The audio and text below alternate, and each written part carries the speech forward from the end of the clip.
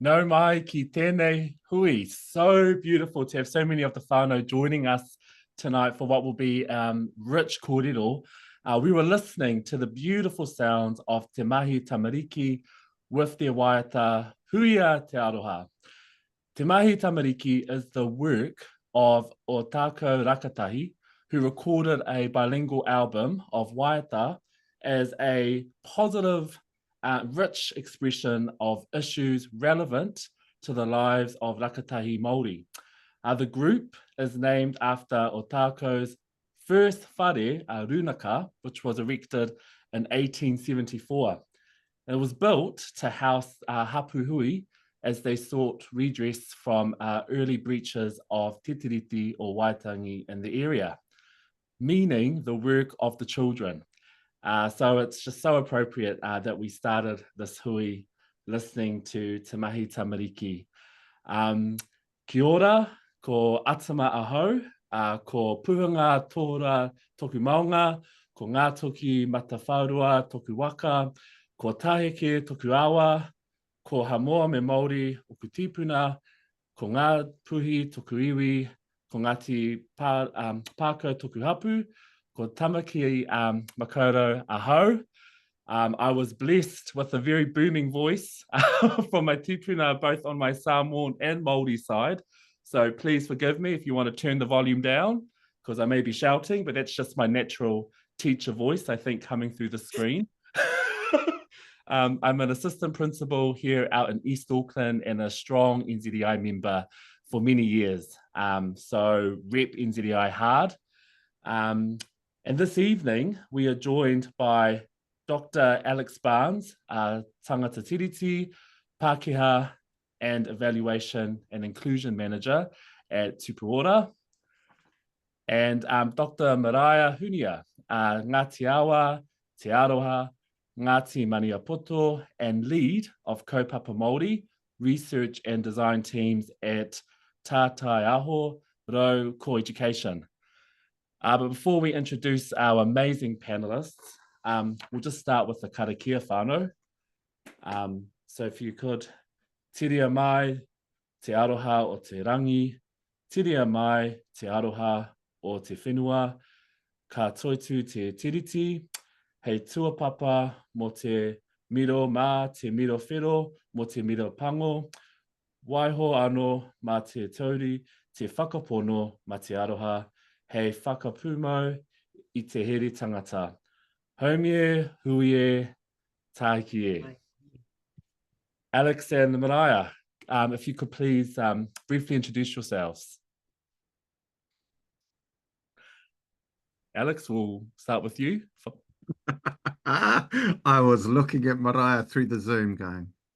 Hoi anō, tēnā rā tātou kua whakakotahi nei. Kua rongo nei te karanga kia huitahi. Ki te whakarongo kia māua ko toki tuahine tēnā koe Maraea. O tira atama, te pautiria o tō tātou nei hui e mihi ana ki a koe. E ngā mana e ngā reo tēnā rā tātou. Lovely to be here this evening. What an awesome track to open us up with, taking me back to the 90s, some of those styles. It's funny. Anyway, shows my age. Atama, thank you so much for settling us in with the karakia and just a bit of a brief overview of that waiata and where it comes from. And also to my sister-in-arms, Maraea, who I haven't caught up with in many years, but we had a cool jam the other week. Yeah, about this session, so I'm really excited. So I'm Alex, and I've just moved house And I'm back in Kirikiri Roa now. I was in Tauranga Moana. And just FYI, my daughter, who's 4, I haven't seen her for a little bit, and so my brother's looking after her. She might burst in. So, you know, kia manua nui mai. We're about whānau, I was told. So if that annoys you, you're probably in the wrong place, eh? But I've heard. Oh, thanks. Oh, getting a love there. Anyway, hoi anō, ka nui tērā. Lovely to see everyone tonight, and thank you for attending. Cool. Kia ora mātua and kia ora whaia. Tēnā tātou, not just in the wrong place, but also in the wrong profession, probably, if kāre pai ngā tamariki ki a koe. Nā, hoi no, kei te mihi atu ki a koutou, kua hui mai nei tātou, kua hui mai nei I tēnei pō, ki te whakanui I a tātou anō me ki, me ngā kaupapa me ngā kaupapa e tata ana ki ngā manawa ara, ko a tātou tamariki, ko te reo Māori, ko te tiriti o Waitangi. Nō reira, tēnā tātou. Ko wai tēnei, he uri no ngā iwi o Ngāti Awa, ko Ngāti Maniapoto tērā, peka atu ki te Arawa, ko Ngāti Pikiao, ko Tūhourangi, ana ka peka atu ki Waikato, ko Ngāti Maniapoto. Nō reira, tēnā tātou katoa. I've just got off the train, hopped in the car and come home, just moving around the house, turning the heater on. So, and I left my drink in the other room. So excuse me if I'm wandering around a bit while we talk. But yeah, really looking forward to this kōrero tonight. I had a good session with Alex and Jesse a couple of weeks ago, and yeah, looking forward to it. Kia ora. Kia ora whānau, it's all very organic here. And I've got notes just to keep us whānau on track. You know, us being here this evening means being here for our tamariki mukapuna and education that they deserve. It means actually being valuing Te Tiriti in education. And we know that the Crown, with teachers and kaiako as its actors, are partners to Te Tiriti or Waitangi with iwi Māori. We also know that the Māori educators are in the position of actors of the Crown on the one hand and tangata whenua on the other. So as educators, we are collectively responsible for protecting and progressing Te Tiriti in education. This is our statutory responsibility enshrined in the Education Act, our teaching standards and the code. So it's also our moral imperative. We are spread all around the motu. Our numbers are our strength. And together, we will protect and progress Te Tiriti Waitangi in education. And so we are so glad to have you both join us this evening. So Maraea and Alex will share their knowledge and experiences of what it means to honour Te Tiriti in education and how it is essential to achieving equity and justice for Māori. So Maraea, this one is to you. In a recent interview with Aaron Smale for the North and South series Great Expectations, you talked about Apirana Ngāta's success at a time when policy deliberately limited educational opportunities for Māori, specifically to organise society and the economy with Māori on the bottom.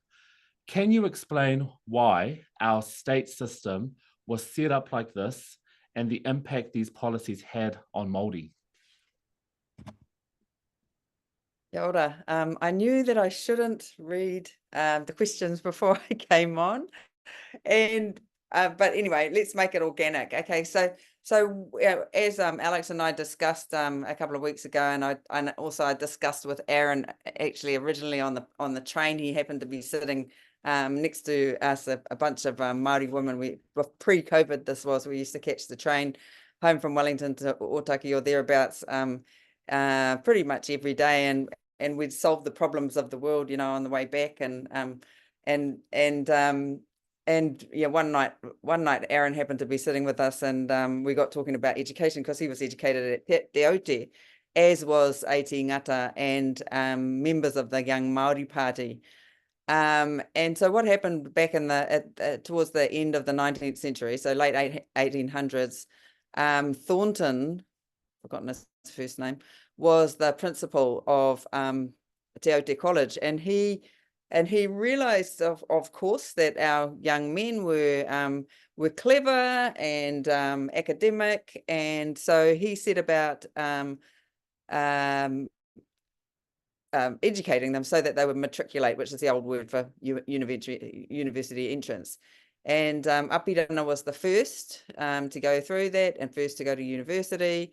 And then there was a bunch of young men that followed and who became, so the likes of Maui Pomare, who came through after AT, who also matriculated. And but by the time they got through, the government had noticed that this was happening and wasn't too happy about it, because it didn't gel with their plan, the colonial plan, which was actually to create a second class.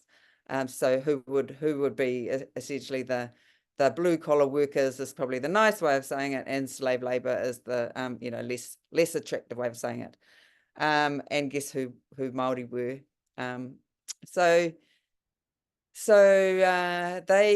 The government hit up.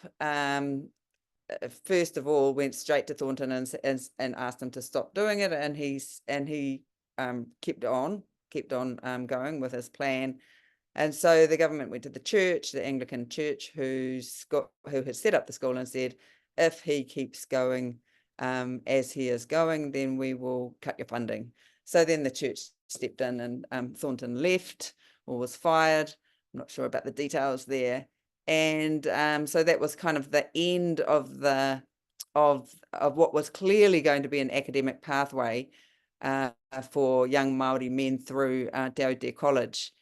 And instead, what ensued was this clear policy of the education department that had been in place. That was one of the purposes of the setting up of the system, was to create the second class group who were Māori, and to not provide them with the pathways into the professions, into academia that were afforded to Pākehā, and let's be clear, it wasn't all Pākehā at that stage. It was only certain members of the Pākehā society at the time as well. And really that was the basis of our education system for the next, officially, for the next 50, 60 years. But it continued, of course, with all the impacts flowing on from that. Kia ora marae for that. And I just wanted to also say that Joe from the NZEI Mission Control has sent the article that is referenced in that talk. So it's in the chat there for anyone who's interested. Alex, the national-led coalition government wants to rewrite the treaty principles and weaken Te Tiriti's place in education. And they actually want educators to ignore what we know about inequalities and the place of colonisation in our collective history. Why do some members of the public, usually non-Māori, support this thinking, despite what we know about our akonga and their needs? How did generations of non-Māori grow up not understanding our history? Oh, tēnā koe. So I acknowledge Maraea's kōrero there and the work of John Thornton. And I wish, there were more Pākehā like John Thornton. He sounds like a leader who could see the potential of the Māori he was working with, and worked deliberately to challenge the status quo and the colonial policies and processes of the state at that time.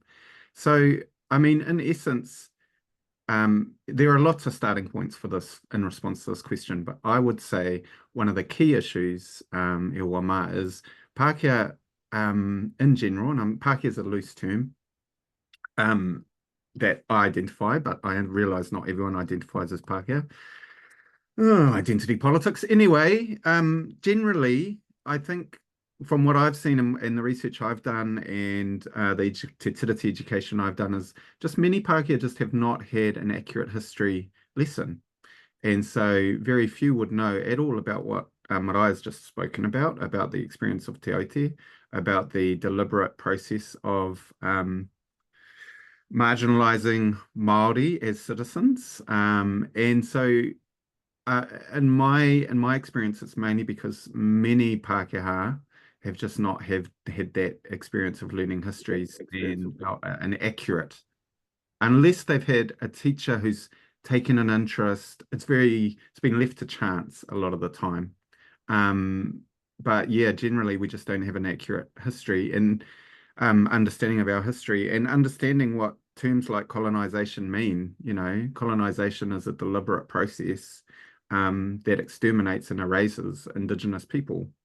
And the sooner non-Māori or non-Indigenous people can recognise what that is and the contours of that and the complexity of that, my theory of change anyway, and what I've seen in practice is the sooner we can deal with that and have a mature understanding of that, we're better able to make sure that we don't repeat the same mistakes of the past. So yeah, this current administration, you know, obviously has a lot of work to do, but I would say it's not surprising. You know, they're following in a long line of ideologies, practices that have deliberately marginalised Māori worldviews, te ao Māori in general. So yeah, there's a lot to that question though, but I would say generally we have a very shallow understanding of our colonial history and its impacts on ourselves and tangata whenua. I'm going to jump in there too about John Thornton, because I think what he was on in one aspect, in one way, he was doing, you know, a really good thing and really challenging the authority of the time, but also he probably had his own colonial, you know, agenda as well, you know, to create this group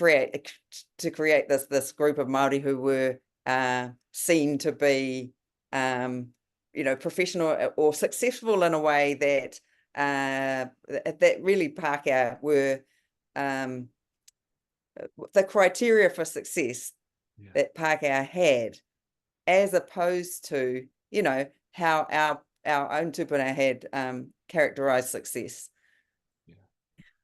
Can I just say that I am just getting shivers, just listening to this kōrero as an educator currently leading this in our schools. I think it's just, if any other members listening in, it's just such rich kōrero. We're with Maraea and Alex. Maraea, you are involved in cross-agency work to end the practice of streaming in Aotearoa. I imagine a lot of people, whether in education or not, may not understand what streaming is. Can you talk to its beginnings and why we've ended up with so much of it and its impacts? Yeah, so I think, you know, I'm not a historian, but when you have a hierarchical system, social structure, then you have to then you also have systems and processes that maintain that status quo, maintain that social hierarchy. And so, you know, what we got here was what was happening in England.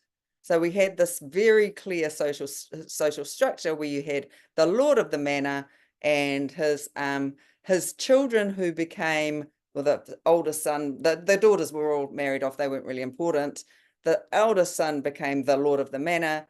The next one became went to the church, and the others were perhaps, you know, there were limited options for them. One was to purchase a commission in the army, so they became an officer in the army, as opposed to the poor boys who were pawns, you know, who were soldiers, the foot soldiers in the army, and never became officers. So that the social hierarchy was really clear. And then the other possibility, and I quote from Jane Austen, oh no, actually it's not from Jane Austen, that's later, was to go out into the world and find your fortune. And that, which is kind of this catchphrase, that we grew, well, I don't know, I grew up with it. It was kind of in the literature that I read at the time. Those were the colonizers. that was who came here, and they brought with them their brothers who were in the church, and their brothers who were in the army, and then this plethora of poor boys, you know, the Irish, the ones who were already oppressed. They brought those with them as their slave labor group, to do unto us, and they also brought their entitlement, their abusive ways. You know, we're looking at the church, we're looking at schools, we're looking at the army, where all of this stuff, nasty stuff, was happening, and still is. You know, the reports just come out, right? So in order to maintain that structure, you had to have a method of keeping people in their place, and one of the methods to do that was through education. And remember that education, compulsory education, was brought in during the Industrial Revolution in Europe, not out of any benign ideas that children should be educated to succeed, but so that they could become the factory fodder.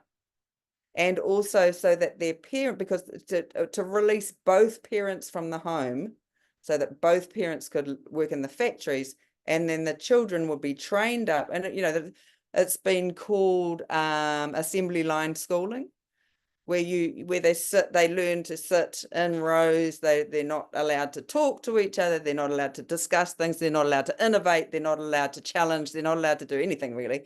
You just learn in order to be employed, right? And we'll get onto that. Scott, you'll have to shut me up at some stage. And Alex, jump in whenever you want. But so that's the system. Look, there's so much to talk about. One of the ways within the education system that kept poor people here and rich people here was through language. So the spelling system, remember, you fellas might be too young, but we used to have spelling lists, you know, spelling list number 1, number 2, number 3. And so those lists actually came from England. And the further up the lists you go, the more French and Latin there was. So the poor people had no access to those other languages. They were the Anglo-Saxons, you know. So the first levels in spelling, and these were the standards you have to understand. You know, remember standard 1, standard 2, standard 3 here? Same over there, right? And you could not proceed from standard 1 to standard 2 and from standard 2 to standard 3 until you'd done standard 1. So that system was all in place over there, deliberately designed to keep the poor people dumb and uneducated and factory fodder, and give the rich people these access into languages and art and culture. And then that was implanted here. So and it was maintained. So right through that once the system was established here, through John Thornton, and right through to the 1950s, where Māori were supposed to be the blue collar workers. So they deliberately weren't given access. And the ghosts of that are still going on. So, you know, you hear stories of, you know, the Samoan girl walking into the science class, and the teacher saying, "I think you're in the wrong place, darling." You know, home economics is down the hallway. And when I was at school, some schools were deliberately streaming, so everybody would go. All the third formers would go into the class, or year 9s would go into the assembly, welcomed in, and then they'd start reading out the classes from 3A, and then 3B, and then 3C. This was happening at Wellington College in the 1980s. Until you got, you know, if you were in 3P, you knew you were the cabbage class, right?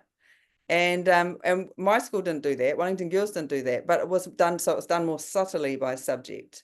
So if you did French and Latin, you were top stream. If you did home economics, and art, actually, then you were low stream. And they actually, there were 2 girls in my class who weren't wanted desperately to do art. They weren't allowed to because they were considered to be too clever. So is that too much? No, it's so systemic, and it actually brings me, I could listen to this all day. This is just my cup of tea, but it actually brings me, Alex, to a question I wanted to ask you. So, as we can see, there is a lot of work to be done, to truly honour Te Tiriti and achieve equity for Māori in education. Ending the practice of streaming is, I think we can all agree, a huge part of this. And Māori are doing a lot in this space already. And the Crown also have responsibilities as signatories of Te Tiriti.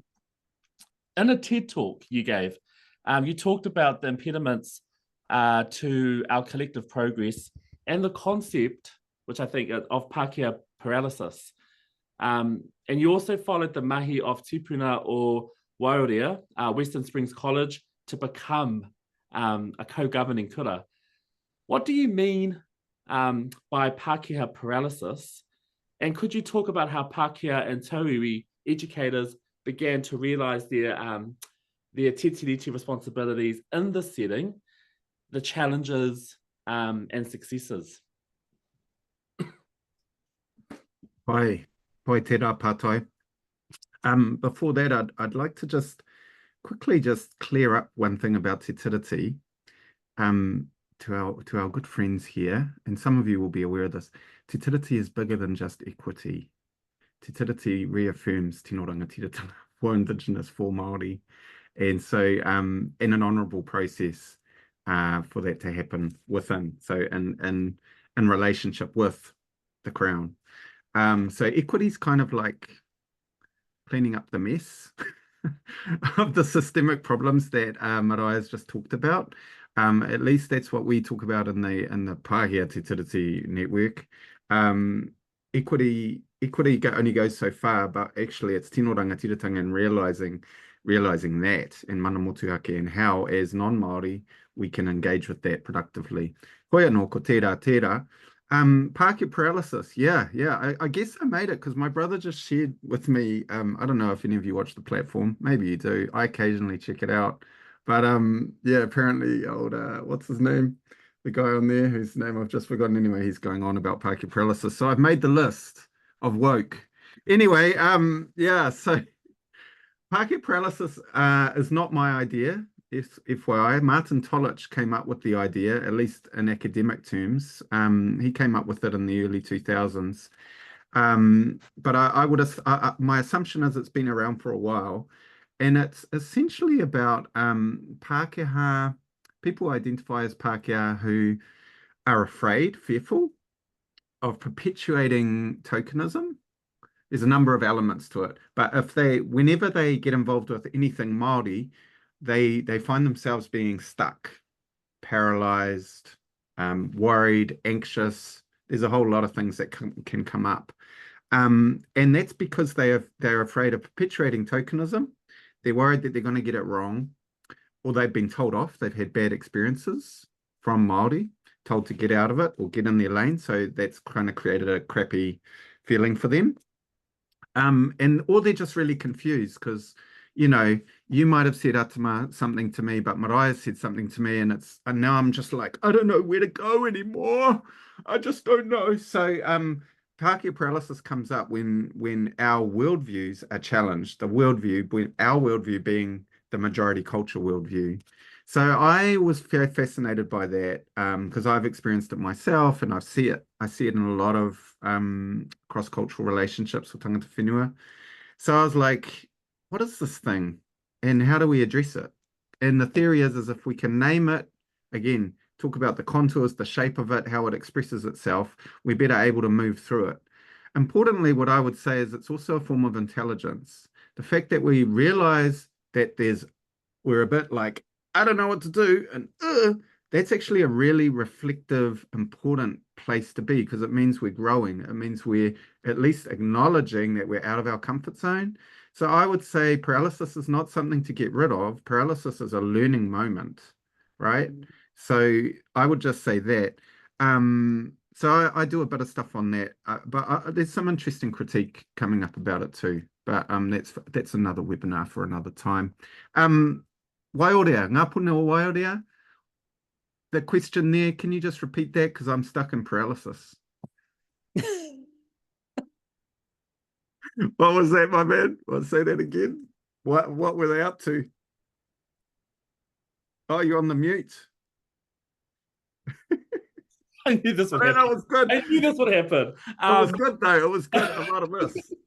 So my question was talking about how Pākehā and Te Tiriti educators began to realise their Te Tiriti responsibilities in this setting, the challenges and success. I love this because union members, it was really interesting. So I worked with a cohort of, oh gosh, now I sound like a pointy, a group of Pākehā science educators at the school, and they were hard out union members.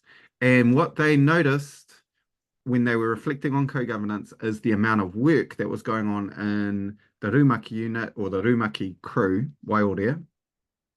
And they were saying, gosh, they are working weekends, evenings, early mornings, just to keep that kura alive, based on their graduate profile, based on everything they believe in. And we want to help. But our agreement, I don't want to, it came down to some work, like contractual agreements. They were like, we want to help, but we also don't want to be burnt out.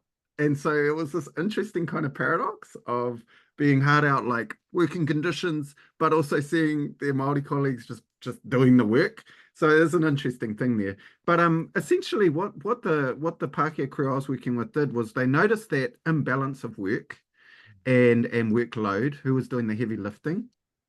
Cultural taxation, some people call it, the cultural double burden, some people call it.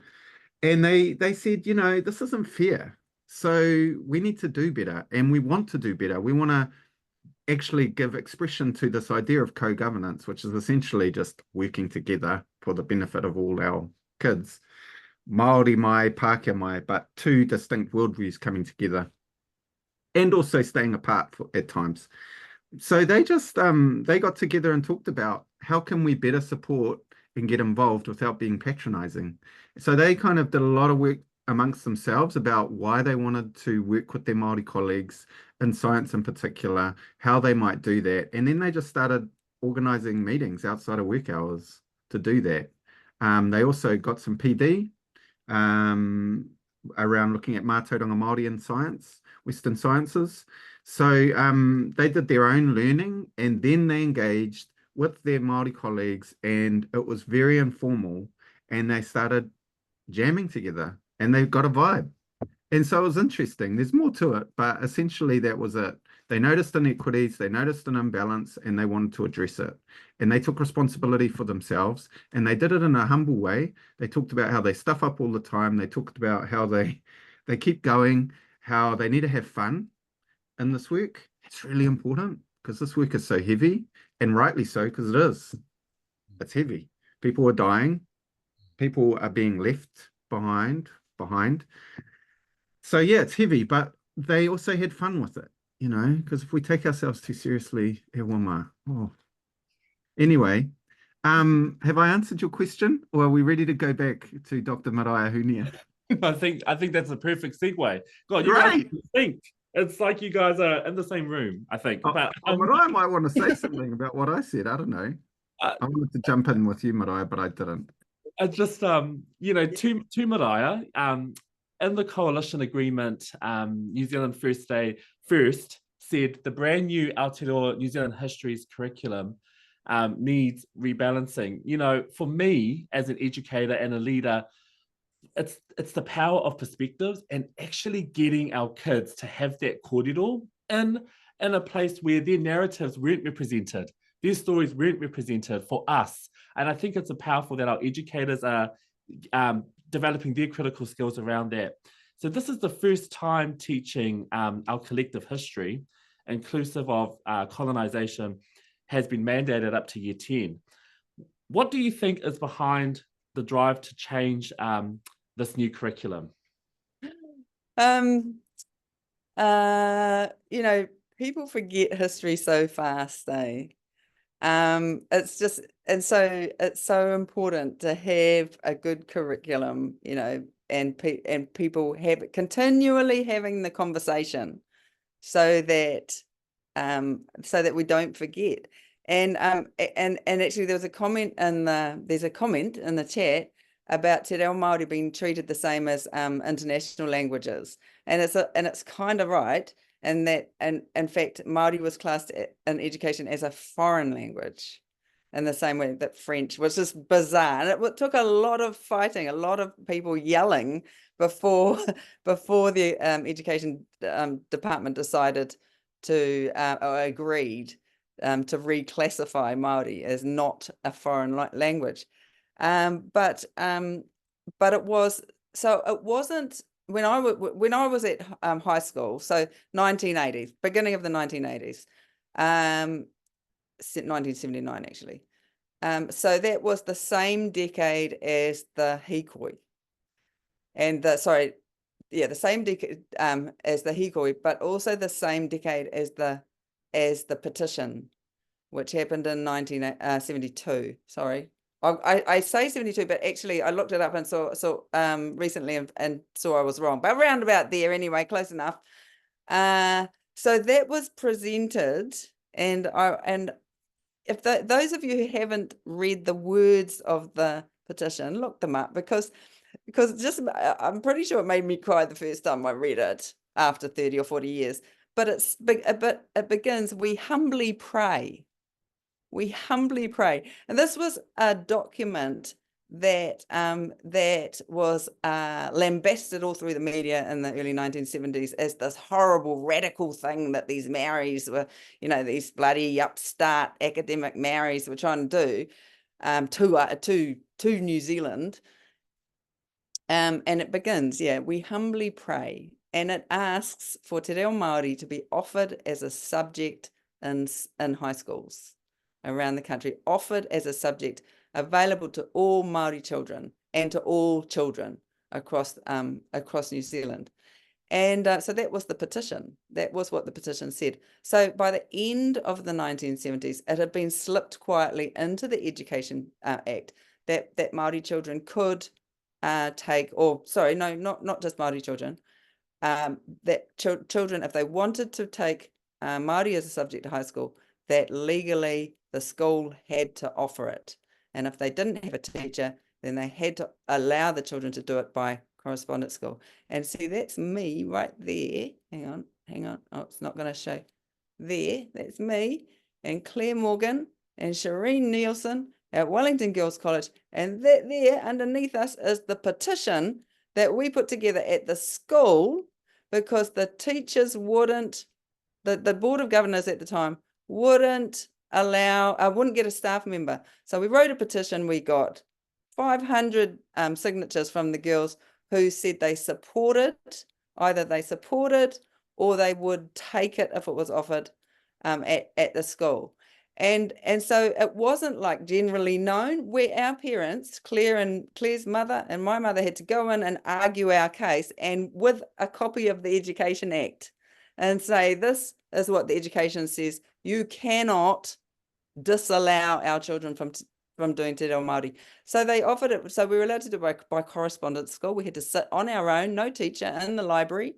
And so this, this is part of history now, that it wasn't easy to do. So it might have looked like it was inaccessible like French and German, but that's because the principles weren't willing to do it. Now back to the streaming again. They weren't willing to do it because, like I said, if you did School C Māori, that's for the young ones, that's NZEI level 1. If you did School C Māori or UE Māori, then all your marks were, across all your subjects, were scaled down, because in those days only 50% of students were allowed to pass. So all your marks were scaled down. If you took French and Latin, all your marks were scaled up, right? So that was a thing. So it wasn't the same. It might have looked the same to people who wanted to take Māori but couldn't, but it was really, really different. and it was a method of streaming. What was your question? No, I think I just it Oh, wasn't the history curriculum. history curriculum. History curriculum. So yeah, so okay, so we've got, you know, one of my colleagues is a wonderful person, Anahira. She's, you know, she was one of the writers of the new curriculum. Everybody who was involved in that curriculum, and the kids who started the petition and at the beginning, whoop whoop, awesome. And we finally got this curriculum off the ground, and then the government has said they need to rebalance it, and it's just such a kick to the guts, because rebalancing, of course, the new curriculum, the Aotearoa New Zealand History's curriculum, was the rebalance when finally we had the opportunity to teach the next generation what actually had happened in a balanced way. And so rebalancing actually means dragging us back, and this is not just the history curriculum, it's across, it's the reading, writing and arithmetic, and the rebalanced history curriculum, and the focus on assessment. That's actually dragging us all back into the 1970s, which is where the people who are now writing those curricula grew up.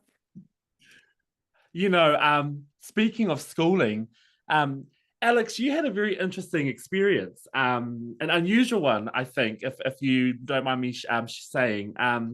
You attended a kohanga reo, I think, and kura kaupapa in a time when that wasn't happening.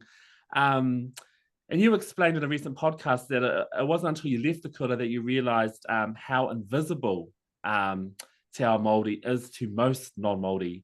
What impacts does this ignorance of Te Ao Māori have in Aotearoa, and what possibilities exist for change? Yeah, it's pretty simple. Well, the impacts are pretty simple, and the ignorance will continue to see Māori at the bottom of the indices, really. Negative outcomes for Māori people. That'll be the end result, the outcome. And that's because we'll continue to talk past each other, as Dame Joan Midge talks about. She talks about how in cross-cultural relationships between Māori and not just Māori and Pākehā, but Māori and Pākehā, often we talk past. We have particular assumptions about the world, about ourselves. And when you're in a cross-cultural situation, working with cultures and across cultures, those assumptions are really laid bare, and that's what I found in my PhD. Surprise, surprise. But yeah, it's very easy to talk past, and so the impacts will be that we'll continue to talk past, we'll continue to walk past each other too, and not have the ability to have a mature and honest relationship with one another, where we actually share power. And and that leading to the possibilities element of your question, it's the opposite, right? So the potential and the possibility is that we talk with and we walk with. Doesn't mean we have to walk the same, doesn't mean we have to talk the same. I'm proud of being Pākehā. Hoi anō, e mihi tonu ana ki te aho matua, ki ngā kōhanga reo putano I tumutu. You know, e mihi tonu ana ki e rā whare. Hoi anō, ko tēnei titihi o ngā Pākehā e kōrero nei mōku ake whiako I roto I nei ao e rua. So I'll always mihi to the Kaupapa Māori movement. And I'm also really fascinated in growing a Pākehā sense of identity, a positive Pākehā sense of identity. And this is one of Maraea's, I don't know, Maraea, I'm assuming here. Well, I'm making an assumption. I might be talking past you, Maraea, but, you know, Animi Kaere from Raukawa ki te Tonga talks about Pākehā needing to take a leap of faith. Take a leap of faith in understanding who we are. It's up to us whether we want to continue to perpetuate the racism in society or whether we want to challenge that. So the power's up to us, you know, and what I see really inspiring are those Pākehā that just get along and doing it. You know, they're getting on, and they're all types. It might be Mr. Jones who turns up at the urupa and just, you know, supports the marae with doing the lawns. or one of the aunties just turning up and they're on the marae committee because they know how to do some of the budgeting or whatever. They don't have to be on the front line, you know, or a pointy head like me, you know, like you can do this work in all sorts of ways. And that's really, really important. And we need the diversity, Pākehā mā, tauiwi mā. We need that because otherwise it's going to be this boring ass staid kind of dogma that we get locked into, you know, that is around mutually partnership, this rhetoric that goes on. But how does that work in practice? That means getting in, doing the work, understanding yourself, understanding each other, having fun, and making sure we don't repeat the mistakes of the past. It's not brain science, but it's hard work. But it should be fun as well. And I'll pause there. You know, it's the members of a ministerial advisory group are tone deaf, I believe, to what's actually needed for our schools, for our tamariki, for our educators. You know, they're thinking of standardizing and narrowing the curriculum. What could this direction mean, Maraea, for everyone, and Māori in particular? Doom.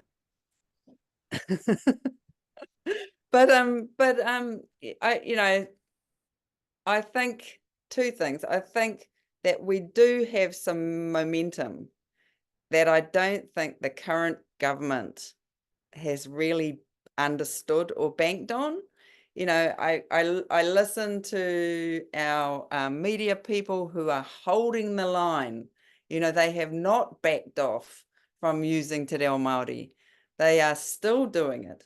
And we have a completely different demographic in Aotearoa, New Zealand, than we had in the 1980s. And so people coming in, a lot of them come because of Māori, because the thing that makes New Zealand not England is Māori and the Pacific, yeah, right? Pacifica. That's the thing that really, when you're overseas, and people have said this to me actually. I had a kōrero to this Indigenous guy from Australia, and he said, "Oh, you know, but everybody knows, you know, everybody knows Māori, don't they? Like all the Pākehās know Māori." And I said, "What makes you say that?" And he says, "Because when they come over here, when they come over to Aussie, they all say like kia ora and that, because we ask them about, you know, Māori." And it's when Pākehā go overseas, and we've had generations now of young Pākehā going overseas on OEs, they get over there and they see all these different cultures, and they go, "Oh, that's what was happening back home, and we didn't learn about it, we didn't understand it, we didn't know about it, nobody ever told us, we didn't learn about it in education." And they've come back, and then we've got all these other people who are coming in, and so who understand bilingualism, they understand biculturalism, and it's not unusual, it's not weird, it's not whatever it is that the mag think about, you know, those old whatever they think about Māori being not cool. The coming generations don't think that. They just think, well, why isn't everybody here at least bilingual? You've got this great language and this great culture that we see all over the world. You know, everybody does the haka all over the world. Everybody knows it. Why isn't everybody doing it here? That's the strange thing. And so there's that. So there's the momentum. And then that potentially, yeah, I mean, no, there is an element of doom with the new curriculum. There is an element of doom with the MAG and the focus of the coalition government. But what we have always been good at is twisting things and using the system creatively to do our own thing. You know, that's where kura came from. That's where kohanga reo came from. Because we said, no, we're not going to do this anymore. We're out of here. We're going to set up our own kura. We don't care if you tell us we're not allowed to. We don't care if you don't give us any money. You should, but that's on you. That's not on us. We're going to do it anyway. We're going to open kohanga reo in garages. And then our kids turn 5. We're going to open kura in garages. And until you decide to get on the party, come to the party and give us the money and the buildings, well, we'll just keep doing that. So whatever the government tries to do, I think those two things, we're going to work our backsides off, as you said in Wairoa, Alex, to make the system work as best as it can for our tamariki. Yes. And we have this momentum as well that we can tap into. And, I think that it's a matter of peaks and troughs, and we will come back up again. There will be another government, and they will change things again, and they won't do the best job either. Let's be realistic. But the thing is to stay with the kaupapa, commit to the kaupapa, and just keep following through for our tamariki. Finally, just to both of you, and I wonder, this might be a challenge to see if you can do it, because this is such a rich kōrero. Alex, what is your vision of truly Te Tiriti-based kura in schools? Oh,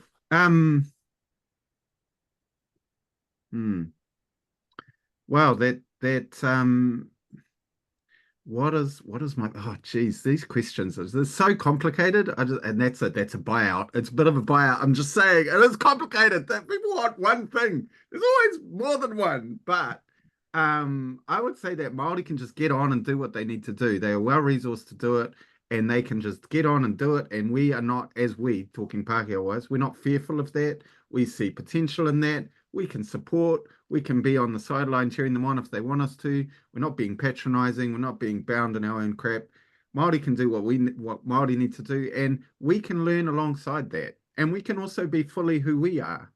I mean, that's the vision, right? We can all be here. We can belong. Everyone can belong. And it doesn't mean we just become homogenized and boring ass. Like, we can belong in our own identities and share power with tangata whenua, and that's the vision, really, I think. But more could be said. Did you want to add on to that, Maraea, or? Oh, just came across the read. Here we are, ki ngā tangata katoa o New Tireni, Aotearoa, te tino rangatiratanga, o rātou whenua, o rātou kāinga, me o rātou taonga katoa. That's what Te Tiriti is. It's not some, mags or some government's reinterpretation of the principles for their own benefit. This is what we're talking about. We are talking about our mana, our rangatiratanga, our whenua, our reo, ngā taonga katoa o Aotearoa, mō ngā tāngata o Aotearoa, mō ngā iwi o Aotearoa. Oh, this kōrero, before we close off this evening, I just have to acknowledge the rich kōrero. If you were privy to this conversation, everyone in the who has joined us, I have some pānui for you. Kahiwara, kahiwara. Things are moving fast. Let's prepare ourselves. In the coalition agreement, Christopher Luxon committed the National Party to supporting the treaty principles bill on its first reading in the House. We need to send a strong message that there is a mass opposition to the bill. Will you commit to submitting against the bill? Sign up with the link that's in the chat to receive support with your submission and to hear about upcoming NZEI webinars and actions. And the first of these actions is our monthly organising hui. The first is on Wednesday, the 21st of August. Sign up there. There will be a link that will be sent by our whānau in the chat group. And if you would like to become a member of NZEI, there is also a link in the chat as well.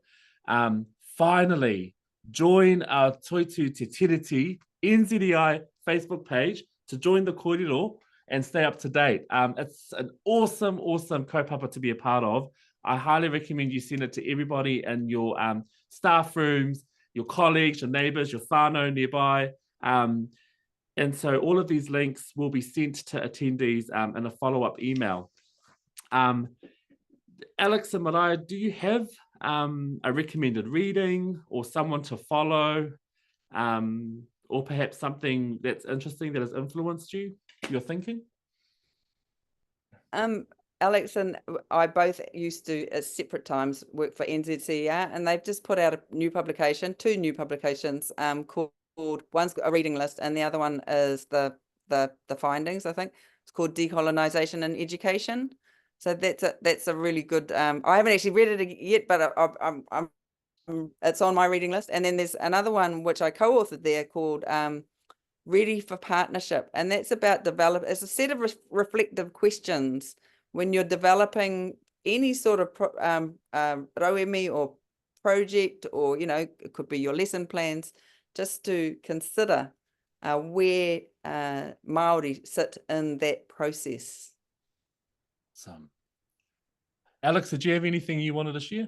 Yeah, again, there's so much out there. I just want to say, Maraea's been involved in some awesome research. So just look for her on the Googles. I don't know, you might have heard of the Googles. I was going to say, and Alex's PhD. Okay.